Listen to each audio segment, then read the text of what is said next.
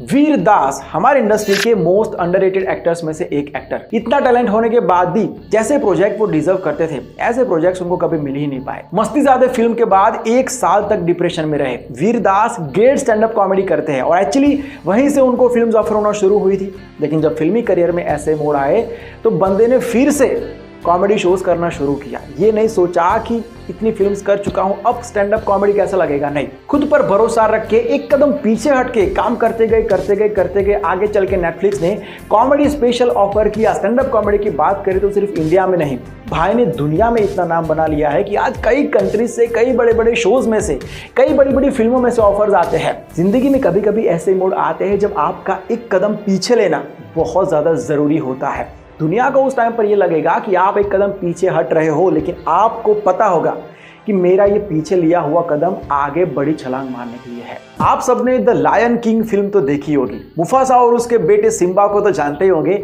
Singapore के एक जू में सिम्बा का जन्म हो चुका है। आर्टिफिशियल इंसेमिनेशन से इसका जन्म हुआ है। अब सवाल ये है कि अगर ये सिम्बा है तो फिर मुफासा कौन है और कहाँ है? मुफासा एक अफ्रीकन शेर था जिसके सीमन को लेकर सिंगापुर के एक चिड़ियाघर में कृत्रिम गर्भधान करवाया गया ताकि उसका वंश चलता रहे।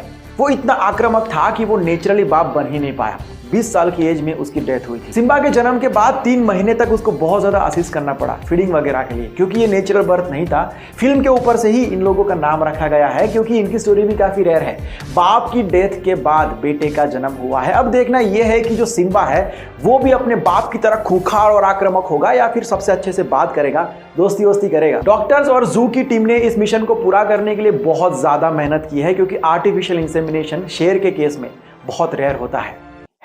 #Save Animals। दुनिया का सबसे बड़ा ड्रोन रेवन एक्स की खूबियां और काम करने का तरीका सुन के आप चौंक जाओगे। इसको बनाने वाली कंपनी A1 का कहना है कि रेवन एक्स अब पृथ्वी की लोअर ऑर्बिट में सैटेलाइट्स को प्रस्तावित करने के लिए पूरी तरीके से सक्षम है।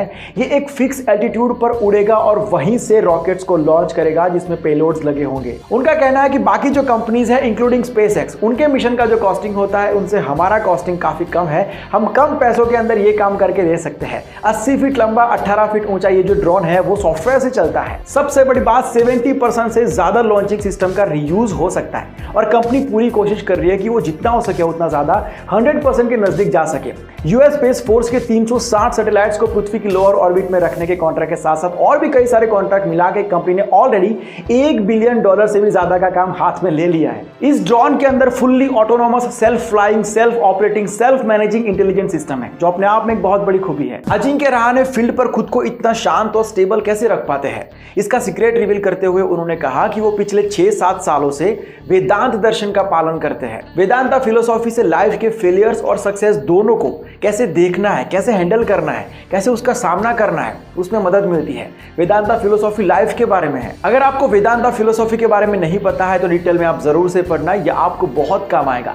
लाइफ की हर सिचुएशन में स्टेबल कैसे रहना है, फोकस्ड कैसे रहना है, सेल्फ कॉन्फिडेंस और भी बहुत सारे वैल्यूज आपको उसमें से मिलेंगे। ये हमारे जो वेद है उनके द्वारा सिखाई गई फिलोसॉफी है।